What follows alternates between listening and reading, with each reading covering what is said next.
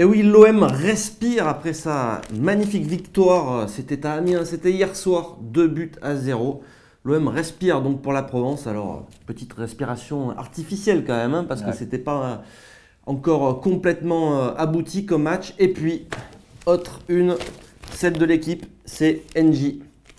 Voilà, NJ qui a réveillé l'OM pour l'équipe. C'est tout de suite avec Nico. Salut. C'est le décrassage.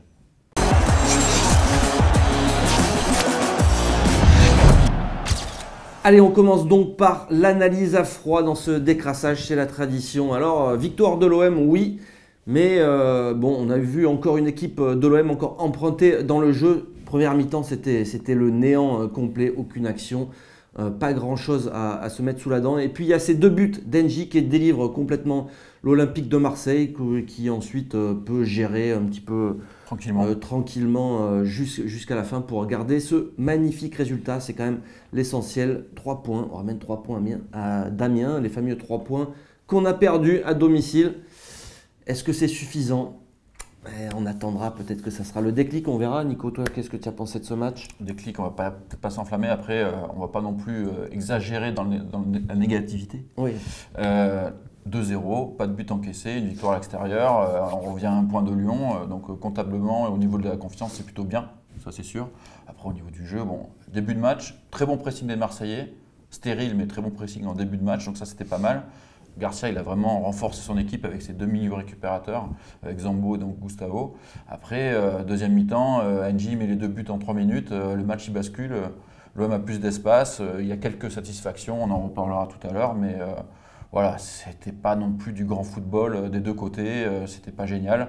Le résultat est là, maintenant on attendra face à une grosse équipe pour vraiment juger. Allez, un OM surtout efficace, donc ces 2 buts d'Engie en 2 minutes, début de première mi-temps sur les 2 premières occasions. C'est ce qu'on va retenir en espérant que l'OM fasse mieux dans le jeu très rapidement, parce que bon, depuis le début de la saison, c'est quand même compliqué. Allez, on passe tout de suite au fait du match.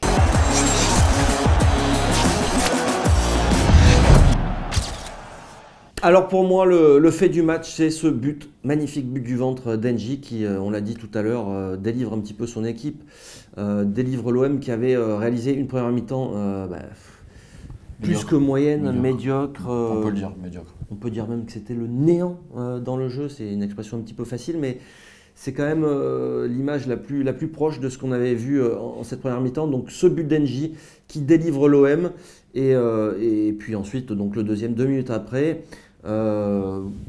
C'est mon fait du match. Est-ce que tu en vois un autre, toi? Pour pas le prendre le même, mon fait du match, c'est peut-être la double occasion d'Amiens qui commence par un coup franc où Pelé se trouve complet en tentant de dégager des 2 points et à 2 doigts de se mettre un but contre son camp. Et sur corner, après, il y a encore une grosse occasion où là il fait une belle parade. Et là, on se dit que ça aurait pu être le fait du match parce que ça aurait pu basculer dans l'autre sens. Et heureusement, il n'y a pas but là-dessus. Et quand après NJ met son doublé, ça change le match. Pelé, monsieur clean sheet, c'est 2 d'affilée encore. C'est plutôt monsieur porte-bonheur, je pense. C'est quand même assez incroyable. Il se trouve, mais il sauve son équipe en même temps.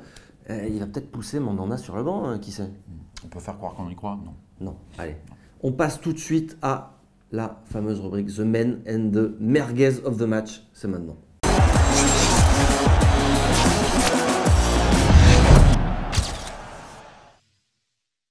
Allez, mon man of the match, c'est encore lui, c'est NJ qui, encore une fois, je ne sais pas ce qui lui arrive, il passe de poulet sans tête à meilleur buteur de l'Olympique de Marseille. C'est pas incompatible. C'est pas incompatible. Non.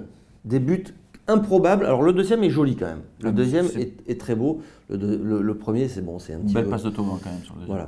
Voilà. Alors NJ, pour moi, c'est the man of the match et je pense que Neymar et Cavani sont en train de le craindre un petit peu là, parce que... Je pense que le site officiel de l'OM va nous sortir une belle stat pour ça.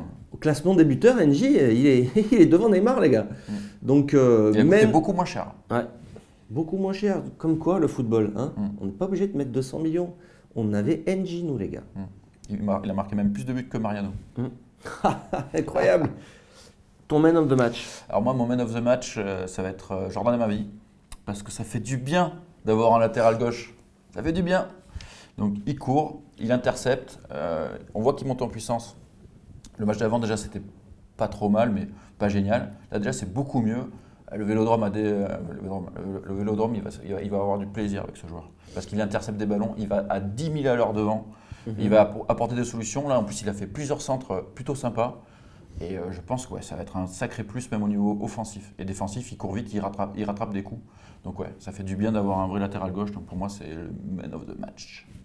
Allez, on passe tout de suite à The Merguez of the Match. Et pour moi, The Merguez, c'est Dimitri Payet. Et oui, parce que bon, alors... Pas Dimitri quoi. Dimitri, il fait pas un match catastrophique à Amiens, mais c'est Payet, c'est la recrue phare, c'est ton joueur, c'est ta star de l'équipe.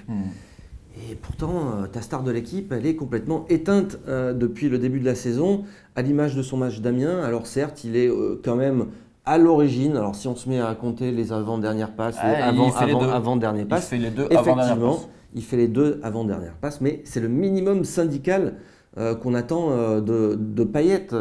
Donc pour moi, ça reste la merguez parce qu'on attend beaucoup plus de ce joueur-là, qui n'est pas encore du tout dans sa forme optimale. Enfin, il est à des années-lumière de son meilleur niveau encore. C'est toi la merguez, Dimitri, c'est toi, désolé. Ouais, c'est merguez of the match. Of the match. Pour l'instant. Ouais. Bon, c'est peut-être pour ça que le lien offensif n'est pas encore au top. Ça dépend un peu de lui. Ta merguez?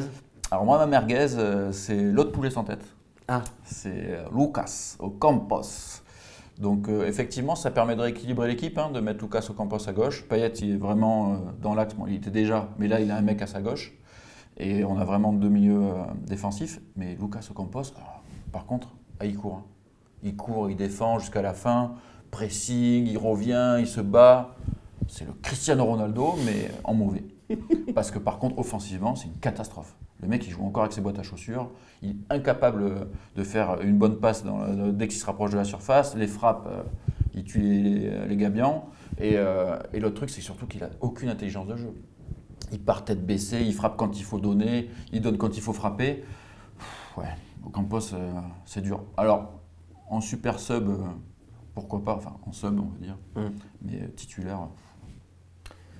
Voilà, c'est la fin de cette émission. On vous donne rendez-vous ce mardi pour un débat foot Marseille. Ça sera sur footballclubdemarseille.fr. Merci à tous. Ciao, ciao.